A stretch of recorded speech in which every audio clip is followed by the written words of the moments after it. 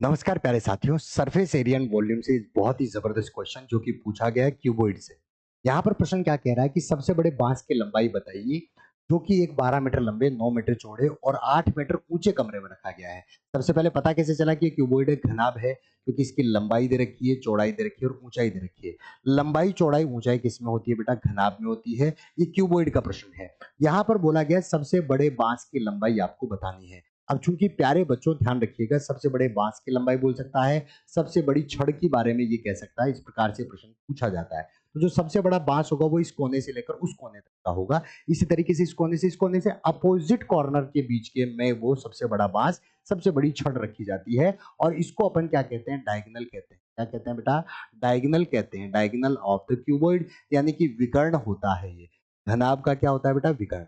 और इसका फॉर्मूला क्या होता है? ध्यान रखिएगा। डायगोनल होता है बेटा लेंथ का स्क्वायर प्लस ब्रेड्थ का स्क्वायर प्लस हाइट का स्क्वायर, यानी लंबाई का स्क्वायर, चौड़ाई का स्क्वायर और ऊंचाई के स्क्वायर का योग करके वर्गमूल अपन निकालेंगे।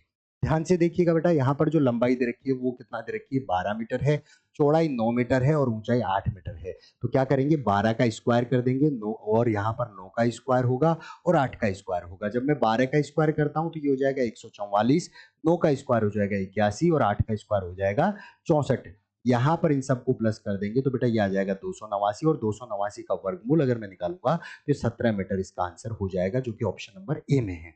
इसी प्रकार की इजी मैथ्स अगर आपको सीखनी है तो बने रहें Manish sir maths YouTube channel के साथ में, जहां पर रोजाना सुबह 7 से 8 की क्लास होती है। और ध्यान रखिएगा बच्चों, घनाभ का ये प्रश्न जरूर पूछा जाता है। सबसे बड़े बांस की लंबाई, सबसे बड़ी छड़ की लंबाई या घनाभ का विकर्ण।